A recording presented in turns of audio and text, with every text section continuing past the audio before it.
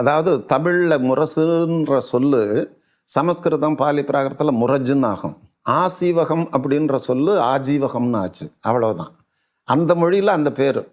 இப்போ கொள்ளிடம்ங்கிற பேர் தமிழில் இருக்கக்கூடிய கொள்ளிடங்கிறது ஆங்கிலத்தில் எப்படி ஆச்சு? கொல்றூன்னு ஆச்சு. தூத்துக்குடி எப்படி ஆச்சு? டூட்டுக்குடின்னு ஆயிடுச்சு. திருவனந்தபுரம் ட்ருவாங்கூர்னு ஆயிடுச்சு இல்லையா? அது மாதிரி இந்த சொல் திரிபுனால் ஆஜீவகம்னு ஆச்சே தவிர, அந்த ஆஜீவகம்ங்கிற அந்த பாலி மொழி சொல்லையோ அல்லது பிராகிருத மொழி சொல்லுக்கோ அவர்கள் சரியான காரணத்தை சொல்லலை. ஆசு ஈவு அகம் அப்படின்னு பிரித்தவர் என்னுடைய நண்பர் ஆதிசங்கரன். அவர் தான் மனித வாழ்க்கையில் துயரத்தில் ஆழ்ந்து இருக்கக்கூடிய, துயரத்தில் இருந்து விடுபட முடியாமல் தவித்து கொண்டிருக்கக்கூடிய மக்களுக்கு பற்றுக்கோடாக விளங்கிய துறவிகள் வாழும் இடம் எப்படி அதனால இது ஒரு ஆகு பெயராக சமயத்தின் பெயராக மறுமலர்ச்சி அடைந்ததுன்னு அவர் விளக்கியிருப்பார்.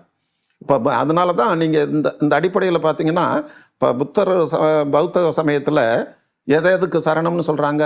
புத்தம் சரணம் கச்சாமி, தர்மம் சரணம் கச்சாமி, சங்கம் சரணம் கச்சாமின்னு.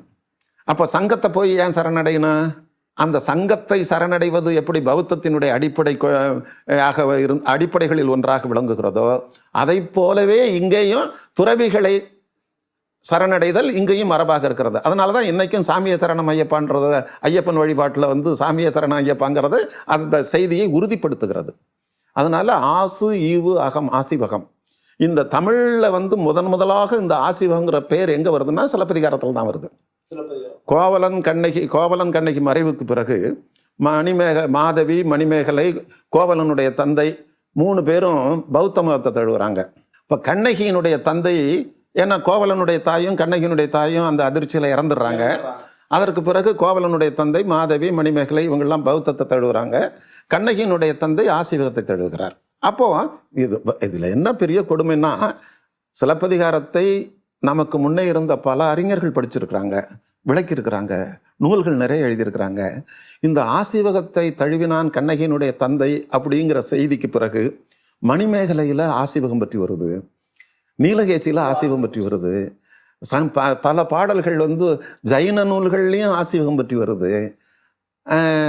பின்னாடி சிவஞான சித்தியார்னு சைவ நூலிலையும் ஆசீவகம் பற்றி வருது. இவ்வளவு நூல்களில் ஆதாரங்கள் கிடைத்தும் ஒருத்தர் கூட அந்த ஆசீவகம் பற்றி ஆராய தொடங்காதது எனக்கு உண்மையிலே அதிர்ச்சியும் வியப்பும் தான். இவ்வளவு வெளிப்படையா இருக்கும்போது சிலப்பதிகாரத்தை பற்றி இவ்வளவு விரிவா வக்கணையா பேசுவாங்க. எவ்வளவோ பேர் சொன்னாங்க. சிலம்பொலி செல்வராக எல்லாம் ரொம்ப பேர் விவரங்களுக்கு சிலப்பதிகாரத்துல முக்கியமா கண்ணகியினுடைய வரலாற்றோடு